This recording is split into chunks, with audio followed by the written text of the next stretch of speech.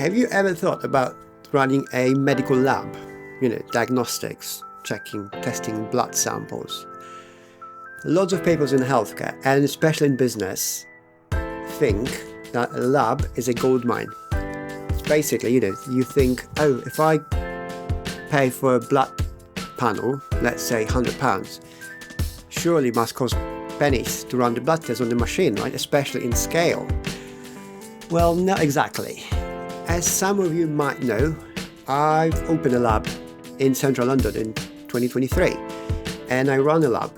We opened it, we built it from scratch, I ran it for a year, and unfortunately I had to close down the business because we ran out of money before we became profitable enough to sustain a business.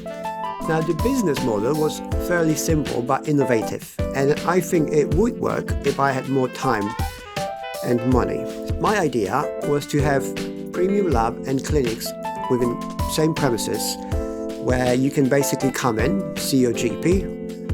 GP can refer you for a blood test, all within one building.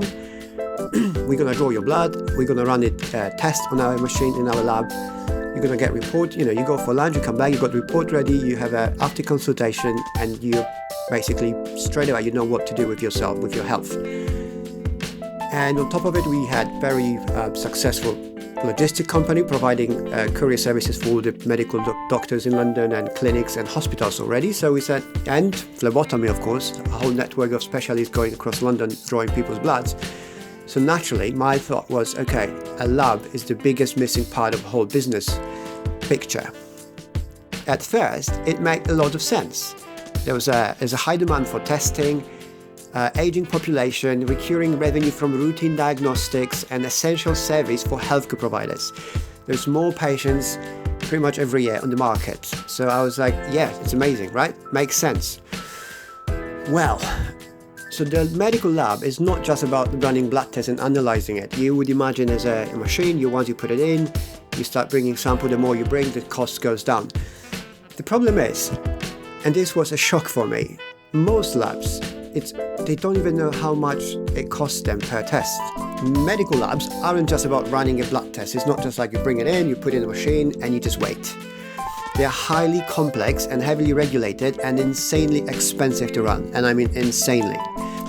There are also, of course, a regulatory compliance, a logistics, the audit accreditations are very, very expensive, and again, they are a must. So we've been paying tens of thousands of pounds for different regulations and certificates just to be legally operational within, compliance. And again, if you don't have it, some of it you have to have it in order to be a business. And if you don't have the required by customers, then you won't going to have customers. They will not come to you.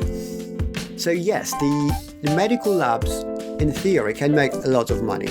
The margins on the blood tests are not as high as many people think.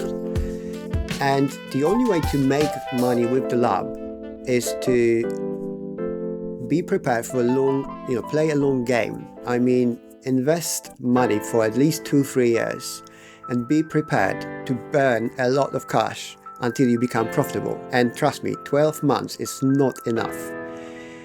There's a lot of labs out there struggling right now, especially the smaller ones. There's of course a lot of competition with bigger players, and I can still see much bigger labs coming in and opening in London. One of them was Synovis, which I visited a month ago. I'll probably do a video about labs and diagnostics and what options we have in London, maybe sometime soon. But the testing environment is becoming very competitive. Now, it's a good news for us patients, not so good for business owners. So next time you go for your blood test, think about it. Think how much effort and energy somebody's putting behind it for you. So you can go to a GP, get your blood drawn and get it analyzed. It costs tons of money. There's many people involved. And we often don't understand why the cost of blood panel, if you go private, might cost 50 or 100 pounds. That's why it's really that expensive, but also that essential. This is it for today. I probably could talk for another half an hour easily, as it was my baby, my business, so I have a lot of experience in it. But I leave it with this now. I'll see you next week, Thursday. Cheers.